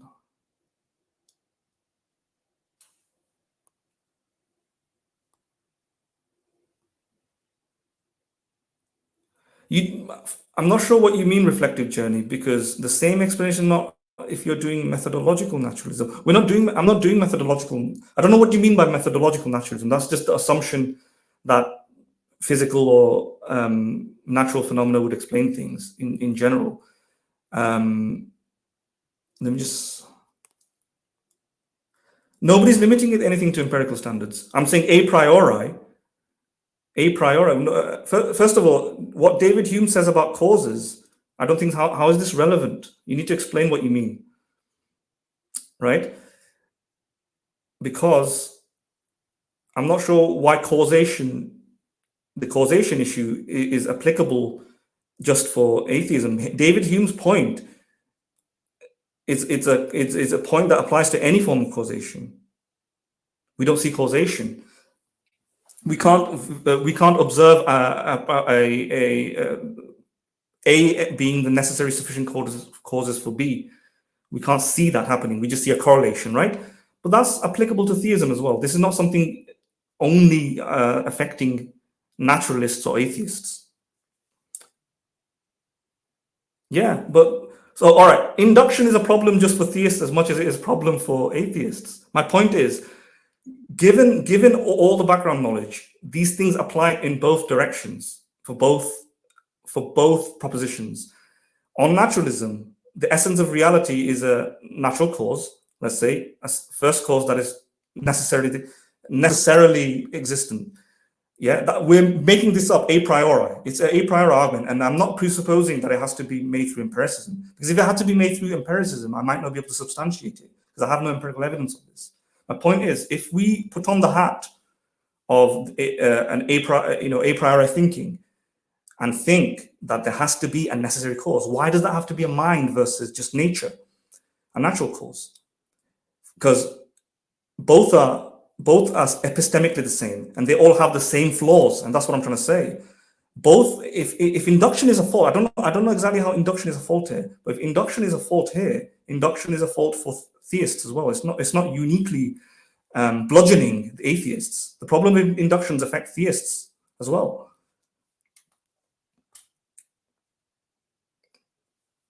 Anyway. All right, Madan, Cosmic wants to join, and he wanted to have some. All right. All right, Cosmic, link for you.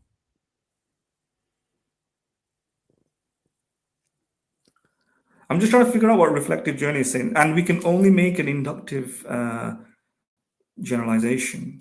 Maybe you can talk to reflective in the next stream, probably. Yeah, in the next stream. I think that would be better. That's going to require a long conversation. So. Yeah, reflective journey also, that Hume's idea that you can't see causation is absolutely, you don't need to accept that. That's just because Hume said so, it doesn't make it the case, right? Yes, I mean, I'm just thinking, let's assume that that's the case. That applies to theists and atheists alike, right? Because that's a problem of causation in general, not just atheistic causation or naturalistic causes. It's a problem that applies across the board. We don't see causation, yeah. But you don't need to accept that. The idea that we don't see, that we don't know, in fact, that A actually causes B. You might say that's kind of weak in the sense that we do know it, in the sense that the fact that A precedes B and there's no C, D, or E variable existent is good enough to make the inference that we can make a plausible case that A is the cause of B. Now, you can have an attenuated version of that. You might say that we don't know in that rigid sense that A actually caused, in the rigid sense, B. We can say in the soft sense that all we mean by causation is that where A is present, B occurs. And in terms of the problem of induction, that you can make the argument that the problem in induction is only a problem if you try to make it deductively certain. But you can have a pragmatic view that induction still is a better way to make an inductive generalization, is a more successful methodology than not making inductive generalizations, precisely because it works, right? And you can avoid the circularity problem where you use induction to justify induction by doing this. Because if you read Hume, he's trying to prove induction. He's trying to say that induction doesn't have the same footing or same standing as deductive certainty. In other words, you can't have absolute truth in the same sense you can have absolute truth via deductive reasoning, right? But if you let go of that standard, like Hume didn't let go of it in the end. He just said we can't prove it to the level of deduction, but it's still the best way of learning about these things. Learning about reality. I think I'm gonna intervene, Mahaden, here, and I'm gonna say reflective journey. Maybe next time we're gonna have you in for some time and talk about this issue. Right now, this is gonna go into sorry, Mahaden. Since we want to close the stream, probably it's gonna go prolong this conversation. So are you okay if we do this, maybe have reflective journey, and maybe come and talk to, instead of reading in the comments, it's going to be a little bit tedious for you as well as for viewers as well, right? Cosmic, I was going to go anyway. Yeah, I was going to go anyway, so I'm going to have to bid you guys a farewell, right? So, or you're taking off, maybe stay for another 2-3 minutes. Cosmic has something to say, and then we'll shut the stream down. Yeah, Cosmic, hi everyone. Yeah, hopefully not going to take up too long. So first of all, I think there's been a change with Suboor recently. I saw a couple videos of him recently. There was this video where a Mufti based in Pakistan, very popular Mufti based out of Karachi, was asking him he asked him a question: if there's one piece of advice that Suboor would give him to dispute evolution. And I thought, Suboor would give his classic rhetoric where he says the three things about evolution. No. He has this rhetoric. I think I've seen him use it in Speaker's Corner, And what it basically is, it's not absolute, point number one. Point two, it's based on a probabilistic framework. And point three, there are core disputes. There was this really fun comment someone made on the Drastic Measures Islam channel, is that the 3 points he makes about evolution can also be applied to the hadiths. All three of them fit the hadiths as well. And Yeah. I Yeah, think exactly. that may have crossed his that may have crossed his YouTube or something, because he didn't make that argument. Very surprising to me. More recently, I've been seeing him make the argument that evolution does not undermine God.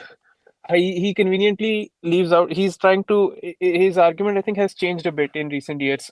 And more recently, he's He's softening towards that possibility, right? yeah, I think maybe he has realized, evolution is too strong for my kind of arguments, because for example, his definition of fact, he's never been able to give an example of what would fit his definition of fact.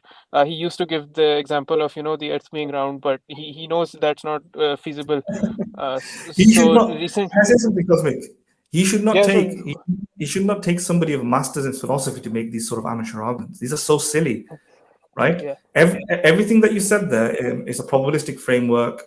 It's not an absolute fact. Applies to everything. Every Yeah, science, Madan, humankind, including religion, including the existence of the Quran. But we talked about it. We talked about it in the stream, the Ali Dawah stream, right? But I'm going to depart. I just want to put my 2 cents in there, saying that the same Madan, thing. I remember at the very beginning, I showed this one point where his belief is absolute, right? Nothing can budge him from there. And I said, remember this point all throughout the stream when he's making all those arguments. And now, as you saw, slowly his arguments shifted from that absolute to, possible, the most possible hypothesis and the most probable and all those things, right? So he's not Most consistent. intuitive, And most natural. He used Yeah. those words even in this video. Yeah. So the point I'm trying to say is I didn't want to, do an ad hominem that you just did, even though it was a mild one, Madan. But yeah, I was thinking, I was stopping so, desperately not doing that, not saying something about a kind of, education he has. He has a master's in philosophy. I don't think that's an ad hominem. I don't think that's an ad hominem. I said he's a dick, but then I explained why. Yeah, and explained why he's wrong. Right. I saying that, I think an ad hominem would be because he's a dick, he's wrong. You're right. Madan is right there. Yeah. I mean, I agree. The technicalities. Yeah. Technicalities. If he's watching this, then look how friendly I managed to be friendly for all this time, and then at the end we ruined it, right? Yeah. Then he'll definitely drop by in our streams to have a conversation. No, I'll say, Suboor, we're just joking around. I don't mean you're a dick. It was just to explain how ad hominems really work. I just wanted to. All right. Anyway, I'm gonna go. Sorry, did we stop you short of finishing your point? Sorry. I'm gonna go and let you talk. All right. See you later. Bye, Madan. Yeah, just a couple more things. The reason I went on that long tangent with Suboor's recent changes, because I think it's nice to see, he's the strongest proponent of anti-evolution arguments on the Muslim side. Everyone defaults to him because most of them don't understand evolution, so they just default to Suboor. You'll see him invited on different platforms to talk about this. So hey, to see hold on, Cosmic, hold on. Mm-hmm. Don't we have our Raja Bhai? But he's specifically limited to Pakistan. Just kidding. No, you're not wrong. In the context of Pakistan, most people also defer to him. The youth club based in Pakistan, they do the same. They default to him when there's. But he's only popular inside of Pakistan. So no one really knows him in the outside subcontinent, of here. basically. Yeah, subcontinent, I guess. Yeah, good point. Yeah. So, but otherwise, Suboor, he gets invited even by Arab people. I think I've seen him on some person's platform who seem to be Turkish. Can be sure, but yeah, he's more well known, for being the strongest person to disprove evolution, quote unquote. But yeah, that's about it. That I had to say on Suboor. But I wanted to talk about the storage point that he mentioned at the start. he was comparing the human mind to digital storage, and then pointing out the things where human storage is better than digital storage. Now that's a really fun comparison to draw, because